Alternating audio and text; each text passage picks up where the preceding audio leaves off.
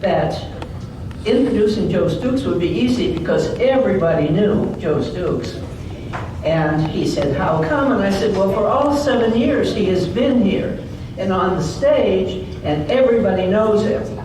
And Dave Nealon said, well, this is the first time I have ever been here. So for Dave Nealon, let me mention that Joe Stukes has been a very active participant in all of the 7 events. He is a Chautauqua lecturer and performer. And to have somebody of that caliber here for us every year is a rare treat. He is a professor emeritus of history from Marion University, where else? And he travels widely with his wife, Courtney. We have seen him as Governor Rutledge, Marion, Henry Lawrence, and other historical figures from the Revolutionary period. Tonight, he is John James. Now, James fought early in the Revolution at Sullivan's Island and Savannah. And when the British took Charleston, and many people took a parole and pledged their loyalty to the king, James did not. He was determined to fight on and to resist. And as a leader in the Williamsburg militia, he became one of the leaders of Marion's brigade. And so tonight, please meet John James.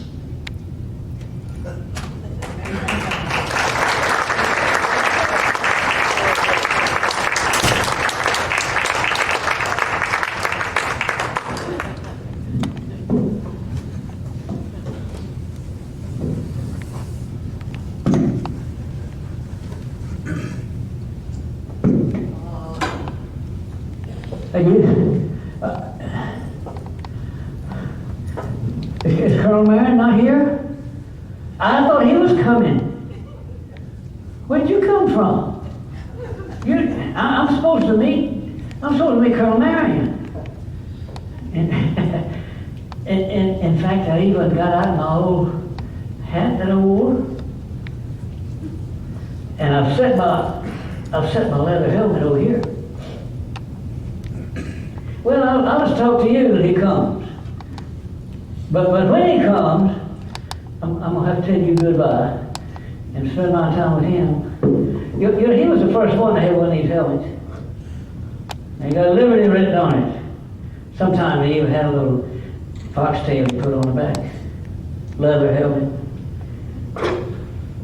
He didn't wear his uniform very often. Well, none of us had much uniforms.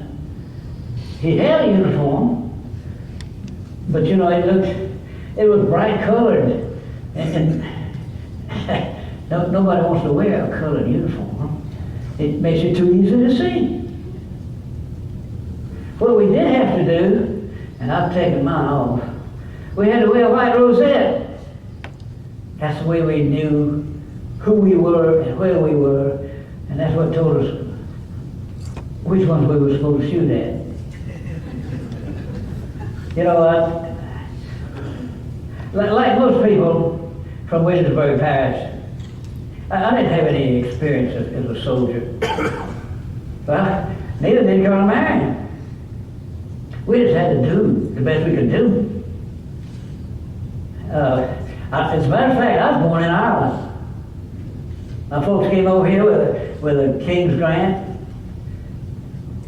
We got a couple of 100 acres of land because we had a big family. And I've added to it, and now I plant a little over 2,000 acres every year. And through the years, I've been able to build a nice house. I married Jean Dobine, a wonderful woman, what a strong woman. And we've had 5 children. One of them is passed on. We got 3 sons and a daughter. And so we've been living down here in the Williamsburg district. And we're doing well, and we've enjoyed things. And of course I go out to the militia. Everybody goes to the militia. Well, the last Saturday of every month we have a drill. Hey, that's where I learned what I learned about fighting a war. But I didn't know much. None of us knew very much. Then about 20 years ago, when we had Indian uprising in the upcountry, we had to turn out and go and fight the Indians. And so what we learned about fighting, we learned from the Indians. And I had read about how they fought in Europe, how the armies would line up on either side of a big field, and one of them would have to finally decide they're going to do the attacking, and so they'd march, and the other one would try to hold them off. And the ones who were doing the attacking, after they got close enough, they fired one shot, and then usually they didn't wait for a second one, they just broke in and ran with their bayonets. Well, the bayonets is what really got us. On the other hand, if you decided to defend, you just stayed there, you hid behind whatever you could hide behind, and maybe you could get in 2 shots, and then you had to fight against those bayonets. The Indians didn't fight that way. And everybody didn't have a bayonet. So we couldn't fight that way either. We had to get up with new ideas on how to fight. Indians taught us. And that is hide behind trees. Surprise people. Hey, you don't carry a band with you that plays all the time.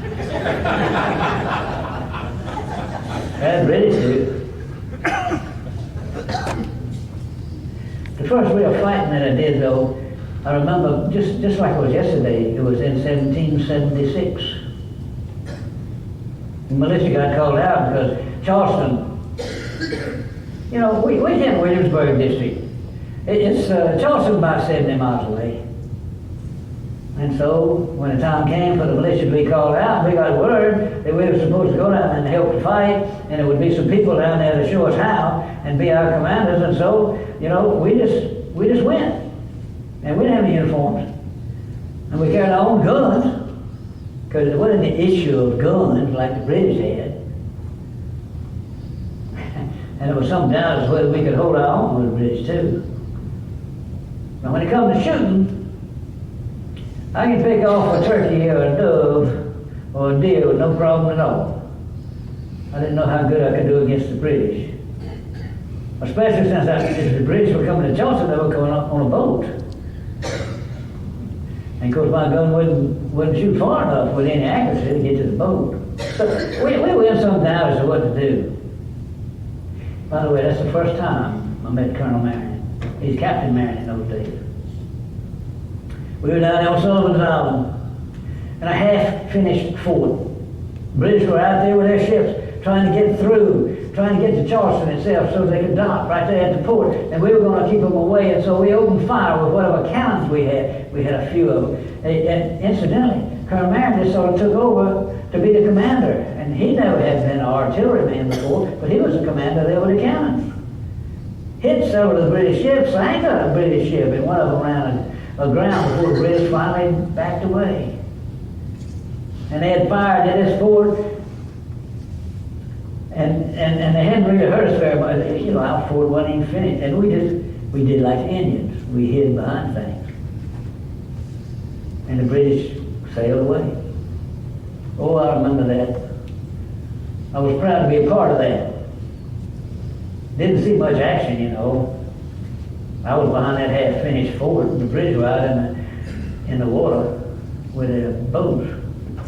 But they're the ones who left the field.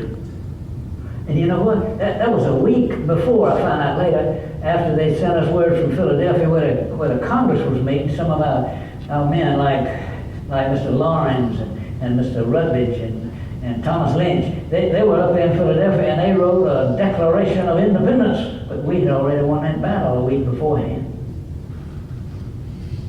So South Carolina, important. South Carolina, important. I stayed with, the militia stayed for a while. Colonel Marion, he was the captain in those days. Captain Marion, he was in with the what they call a 2nd Regiment. And we tried to keep the peace up there at Fort Dorchester for a while, and I stayed with him. But we didn't have anything to do. You know, we had some guns, and we counted the guns, and we lined them all up and stacked them away, and then we didn't have anything to do after that. And we would occasionally get some powder in, and the men got pretty rambunctious. Many of them went back home. Many of them went back home. After a while, I just told my people I was going back home too. I had my wife and family back home. It's time to do some harvesting. I had to look after the farm. So we didn't fight for a while. And then they called the militia back again because whoever was in authority decided we ought to go down to Savannah, because that's where the British were going to land. Seemed to me like it was foolish. A lot of people said it was foolish. But we started down there, and of course the British met us about halfway, and we never did. We were the ones who had to give the field up down at Savannah. We were supposed to cooperate with you ever tried to cooperate with the French? They wouldn't help. They did things their way, and when we tell them it wasn't enough, and we needed them for a while longer, they said no, they were going to stay. And so it was rather foolish what we did. The only action I saw down there was in Tullifinney Creek. And Captain Marion was down there too. I reckon most of us recognized him. Didn't look much like a soldier. Little man. Crooked ankles. They tell me they were crooked when he was born. Small, hooked nose, prominent chin. Weighed maybe 130 pounds. Didn't look like a soldier, but he acted like one.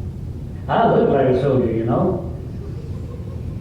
I was more than 5.5 feet tall. I weighed about 200 pounds. I looked like a soldier, but I'll just tell you, I wasn't half the soldier. Wasn't half the soldier Captain Marion was. After Tullifinney Creek, we know we were going to try to protect Charleston because the British were coming. We had kept them from coming over the water back in 1776. But now, in 1779 and 1780, they were coming by land. They got on the land down in Savannah, so they're marching. And we tried to stop them along the way, but we couldn't stop those British. George Washington sent a commander down, a man named Lincoln, Benjamin Lincoln. Now, he looked like a soldier, too. I told you, I weighed about 200, and Benjamin Lincoln weighed about 300. And he was a big man, and he was a smart man. But he had a lot of trouble. In the first place, the militia wouldn't go along with him. After all, this man was from the North. He wasn't one of us. And he was accustomed to giving orders around. And so he had some continentals, so that's what we call them, continentals. Continental Congress. And he could give orders to those, but we're militia, we're South Carolina. We're not Continental Congress. Different. But it wasn't just with the men that he had trouble. He had trouble with the people in Charleston. They said to General Lincoln, you got to stay here and save the city. And General Lincoln told him he couldn't save the city. He didn't have enough men to save the city. He didn't have enough equipment to save the city. Didn't have enough training to save the city. And so the thing to do was to leave. But the people of Charleston just rose up against that. So he sent he sent me by name back up to the Williamsburg district and told me to go through the Williamsburg district and recruit some people in a militia, sure enough, in a militia. But let me get up to a group of people and do what fighting we could do. And so I was gone from Charleston. Captain Marion was too. Captain Marion had a bad accident. He shattered his ankle. His ankle was weak anyway, you know, I told you that. And he landed wrong when he tried to jump out the window one night. And he just shattered the ankle. Didn't just break, he shattered it. He couldn't walk. He couldn't walk for several weeks. Still, after we got into the war, for another 5 years, he dragged 1 foot along.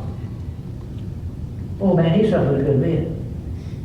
But he was away from Charleston too, trying to get his ankle corrected. So he didn't surrender at Charleston. But the men who surrendered at Charleston, they had to sign the parole. And the parole said, you know, that we surrender, and that means we promise we're not going to fight again.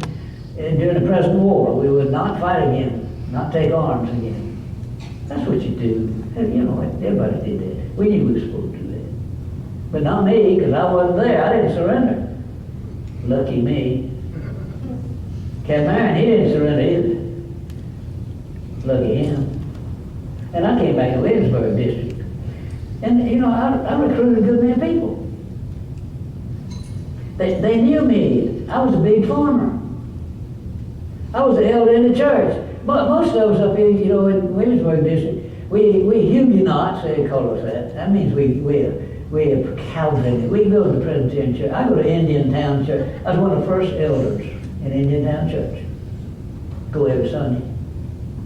And so, you know, people knew who I was. And so when I asked them to join up, they joined up. The problem was we didn't have anybody with any experience to be our leaders. I was popular, and a lot of people could put confidence in me, but I didn't have the confidence in myself. And so it was necessary for us to find somebody. And we heard that General Washington from up there in the north had sent some more Continentals down there since General Lincoln had to sign a parole, you know. General Lincoln, he's a captive. And so I sent some people from the Williamsburg district up to find out where General Gates was. The rest of us, we hid out. Francis Marion hid out. He was up in North Carolina. He had to leave the state. They were hunting for him by name. Well, this group of people, when they got up there, they found General Gates at Camden. He was going to fight a battle, he thought, pretty soon against General Cornwallis. And he was scared that after the battle, Cornwallis would retreat and get away. And he was wondering what to do about that. Captain Marion and a few of his men came out of North Carolina and went over there toward Camden and found General Gates and offered their services to the army to defeat the British. And General Gates, he just won a battle up there in the north, got a lot of reputation for having beaten the British.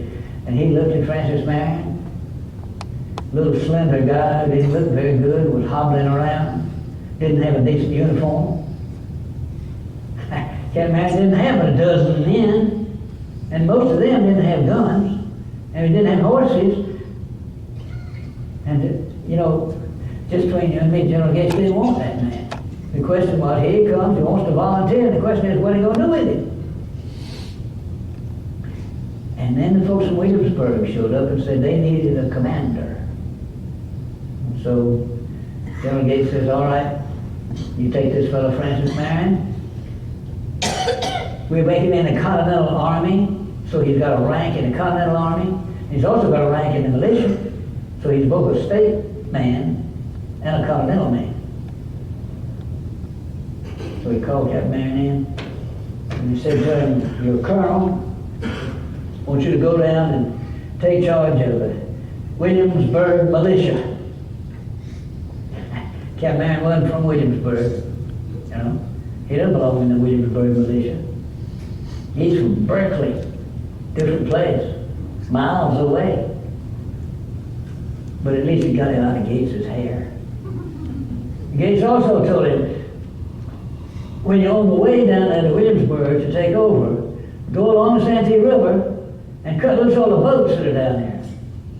So that when I defeat Cornwallis and he tries to retreat back to Charleston, he won't have any boats to help him with his equipment and things.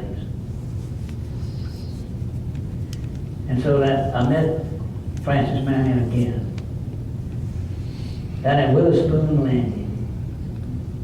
He came and announced that he had the charge to be the commander of the Williamsburg militia. Other people in Williamsburg hadn't heard of Francis Marion, and he didn't look like a soldier to them either. They were much like him. But I told those fellows that I had fought with this man before, and while he might not look like he was anything, he was something. And they took my word for it. And so we, a bunch of militia, decided we were going to do what we could.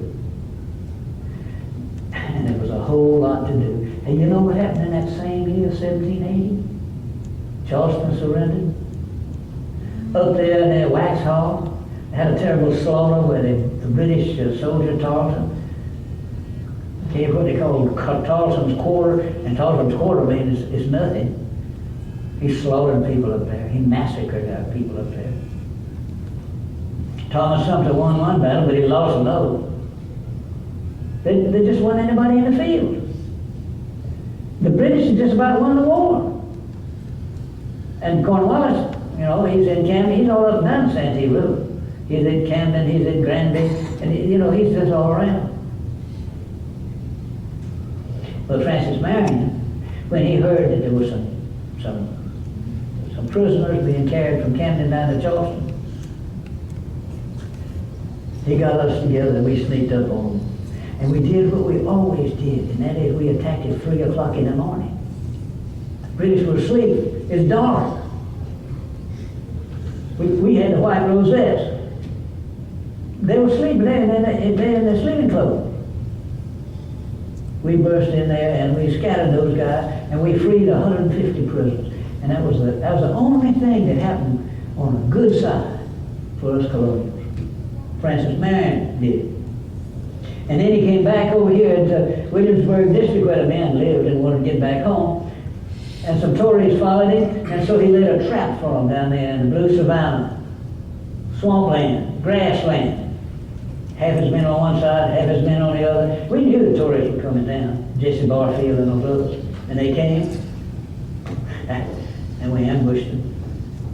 Sent them running. Killed several of them. Francis Marion now, he's proved himself, you know, almost immediately after he got in control. Of course, the British had a whole lot more. And so Francis Marion had to do what he had to do. And he would call on us, and we were a motley crew. I already told you we didn't have uniform. A good many of our people were black. Some of our people were more Indian than they were white folks. And then, of course, there were some of us white folks. We were a mix. We were a mix. But we knew how to fight, and we knew how to ambush. We knew how to do like the Indians, and we had growing confidence in our commander. Not at first, there was always some people griping, but we had confidence in our commander. Oh, we fought in several different places. I remember one time, you know, we didn't fight against the British so often. We fought against the Tories most of the time. Tories are split in their families. Sometimes one brother on one side and the other brother on the other side. Sometimes the father on one side and the son's on the other side. And so we just fought, and we just caused trouble. And sometimes when we were on a plantation owned by a Tory, we made sure we took all the horses, and we sometimes took all the crops too. I'll tell you what, Colonel Marion was absolutely certain he didn't take any crops. He didn't take anything of value except horses. Gotta have horses.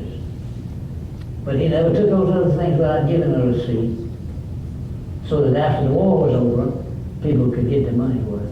Now, all the commanders didn't do that. Thomas Sumter didn't do that. Francis Marion did. One day this same fellow, well, I was out riding one time. I had about 10 men with me. We spotted up there in a glade ahead in front of us some of the Tories. I recognized Makaja Gainey. Makaja Gainey, he was a mean fella. He sometimes murdered people just for the joy of murdering them. He's a Tory. And so I said to the men, come follow me. And I jumped on my horse, and I went galloping over there. And I surprised them, and they were all very excited. And suddenly I looked back, and I realized there wasn't anybody behind me. I was all there by myself. And I didn't know what to do, so I began to shout out orders. Go over there. I said, open fire over there. And it rattled them, and they ran.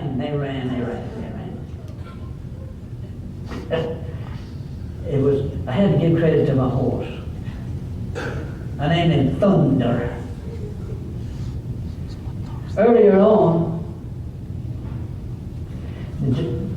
There could have been a bridge go down in Georgetown. And the British commander had looked back at the paroles that had been signed. And he amended the paroles.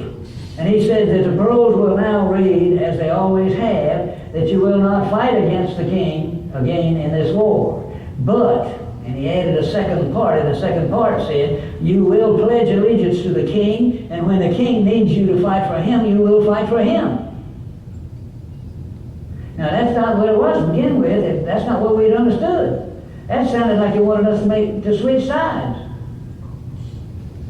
And so my men asked me about it. I didn't know the answer, so I volunteered that I'd go down to Georgetown to see one of the British commanders, and I'd find out exactly what was meant by that. And so I rode thunder right down there to Georgetown. I found the commander. Incidentally, the British commander was a man from France. He was an admiral. He had a ship out there, a big, impressive ship, called the HMS Loyalty. And his name was Artesweef. Artesweef. That was hard for an old Huguenot like me to pronounce. Artesweef. But I went in to see him, and I sat down in a chair, and I tried to get him to explain things. And he said, yes, what it means is you've got to fight with the king. And I said, sir, the people I represent will not appreciate. And he interrupted me and says, what do you mean represent? You don't represent anybody. You're the subject of the king. And I was sort of taken aback, you know, because he's talking down at me and giving me orders. And then he stood up and he looked at me like he was going to pull a sword out.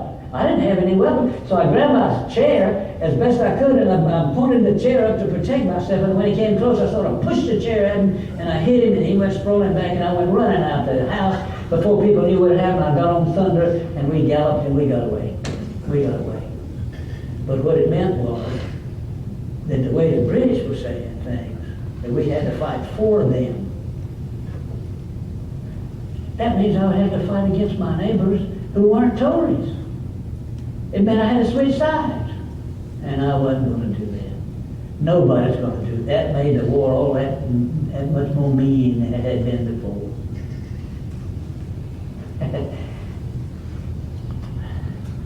I remember one time we ambushed Makaja Gamey and his men over near Wamball Creek. We had crossed Wamball Creek on a bridge and ambushed them. We realized that we had done some damage, but they had more men than we thought they had, and suddenly they had us outnumbered, and so I told my men to withdraw back across the bridge. And then when we got on the other side, we could tear the bridge up, maybe even set it afire so the British couldn't use it. And we'd be protected by the river. The river's 15 feet wide, right at that spot, and so we fought along about as well as we could. And I realized I was by myself again. And I looked around, and sure enough, the rest of my men had already crossed the bridge and then torn part of it up so that the bridge wasn't there anymore. And I was on the wrong side, and the British were coming after me on their side. And so, once again, I got it to thunder, and I put my heels in his side, and we came running. I told you I weighed 200 pounds. We came riding down, and when we got to that bridge, 15 feet over there, over went thunder, and he landed on the other side. And the British who were following me, their horses wouldn't try, and neither would they. And so we got out safely. That's sort of like we had done another time when I had a few of my men out. Again, we were sneaking up on the British. We were doing it in the middle of the night, 2 o'clock, 3 o'clock, with no moon, so that the confusion would be complicated because of the darkness. In those days, when I got excited, it still happens when I get excited. I'm getting excited right now. I can't talk right. I stutter a little bit. And this is what the men tell of me, and I don't quite remember it this way, but I had told them that when I told them to fire, we fire all at one time. And when we fire all at one time, we yell and we run. And I got them all lined up, and it was time to go. And I realized the British knew we were there, and they were getting ready. And so I started to give the orders, and I said to the men, damn it, shoot! And they shot. I make it sound like it was fun. It wasn't fun. The British were so irritated with us because we wouldn't switch on to get on their side. And the Tories were so mad with us because most of them were the guys who owned the property anyway, and we had despoiled a good bit of their property, and we had taken their horses. And we were just militia. And we had with us a group of blacks, not slaves. Some of them were free blacks, some of them were slaves. Most of them weren't. I had my own slave there. You know, the one I'd grown up, Oscar, that I'd grown up with. He's more a friend than he was a slave. That was true of a whole lot of them. But the Tories were as bad as the British. As bad as, and I'm sure you've heard people talk about Tarleton, the British leader. But let me tell you about another one. His name is James Wemyss. And he was leading British soldiers. And he came to my house one day. Everybody knew where my house was. It was a two-story house, big house, you know, on the farm. My wife was there, my children, but I was not. Wemyss came up with his men in the yard and demanded that I come out. He wanted to talk to me. I'll tell you, my wife's got a lot of sense. She knew he didn't want to just talk. But I wasn't there, and she told him that. He didn't believe her. So he sent some men inside the house to search the house to find me because I wasn't there. So he decided he'd wait for me. And he took Jean and the children and put them upstairs in a bedroom and locked the door. And stayed 2 days. 2 days my wife was locked up in her own house. No food. One sympathetic Tory in the crowd slipped some food up to them so they could have something to eat. But it was something for them to be there in the house. And then Wemyss decided, since I still hadn't come home, he decided he'd try something else. And he claimed that one of his men had seen my son John Jr., who was about 14. He had seen John Jr., who had signed a parole, which he hadn't done, and had broken the parole, and he deserved to be hanged. And he threatened to hang my son, 14 years old. And some of the soldiers, Tories, who knew something about the family, they were ready to take up for my son John. Wemyss tried to ask the soldiers, you know, just say, don't you think we ought to hang him? And he couldn't get a majority to say that. He wasn't but 14 years old. Well, so then he asked some of the slaves. Figured that the slaves never did like their masters would tell them. Slaves wouldn't tell. So we just didn't hang my son. Instead, what he did was to take what beeves he wanted out of the herd, and he slaughtered the rest of them, just cut their throats. Leave them lying carcasses on the ground. That meant that we weren't going to get any milk from the milk cattle, and we weren't going to get any beef from the beef cattle. All the sheep, cut their throats. You know, just to be mean, just to be mean. And then after Jean and the family was let out of that room upstairs, they set the house on fire, burned the house down. And that's the reason why so many South Carolinians rallied around, you know, and rallied to us. If the British are acting like that, who wants to still belong to the British? We need to protect ourselves. And more people started to join up with us. And we had Colonel Marion. He'd fight these little battles, never a big one, a lot of little ones. And you know, he'd humiliate the British every time. And the British drew closer and closer back to Charleston. The main British, you know, went up to Virginia. Cornwallis went first to North Carolina and then to Virginia. And pretty soon, instead of the British having looked like they were winners, like they had back in 1780, by the latter part of 1781, it looked like we were winners. And then we heard that Cornwallis had surrendered up there in Virginia. They hadn't surrendered in Charleston yet. We had to still fight them in Charleston. And so we kept fighting. I could go on all night. But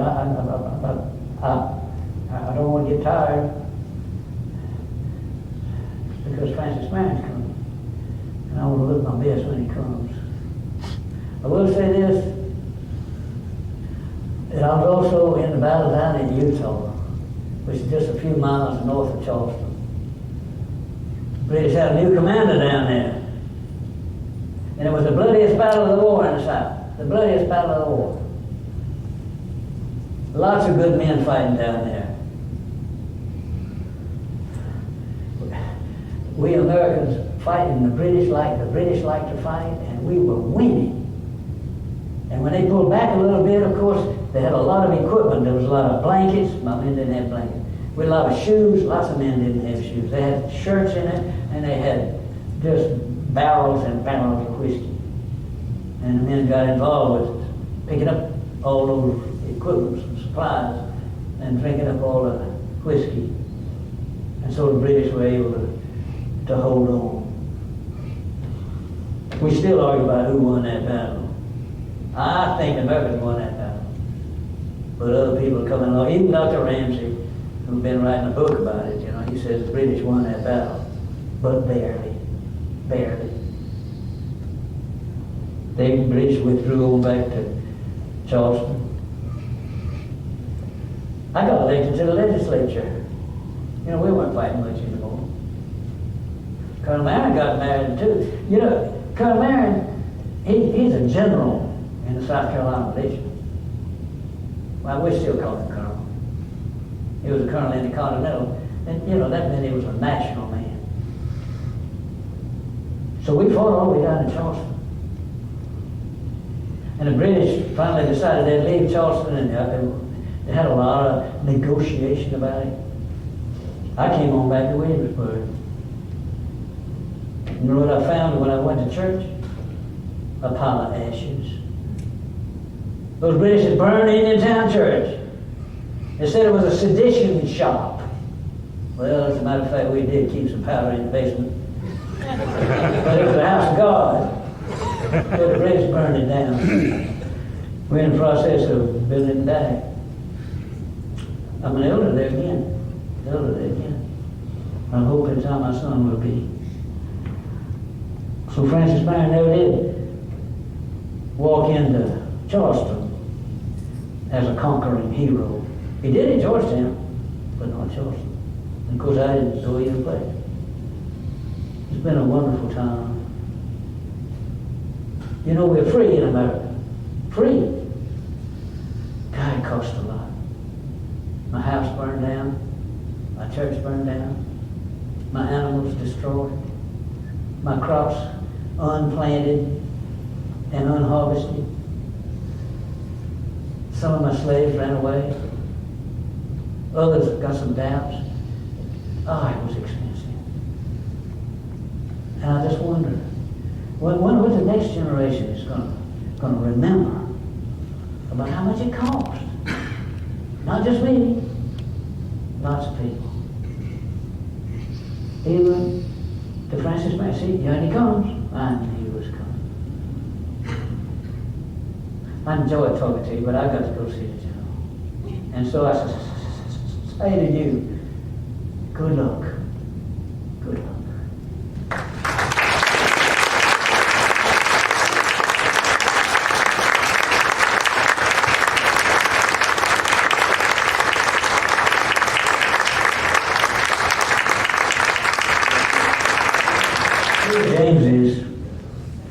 John James buried in that churchyard in Indiantown, and some of his family is buried there with him. Like Francis Marion, he was elected to the legislature, and like Francis Marion, he was not a very good legislator. John James died in 1791. Francis Marion didn't die until 1795. But John James did live to see the United States of America, not the Articles of Confederation, but after the Constitution was adopted in 1787, John James lived for 3.5 years. It looks like 4 on the piece of paper because it comes out in 1791. And so when George Washington became president, it was 1788, more or less. And so John James knew that the country had started. And I come back again, and we talk about freedom isn't free, and it falls off our lips so easily, as most of us haven't paid much for freedom. But there had been some of our ancestors that had paid it, and it ill behooves us to make light of it. See you next year.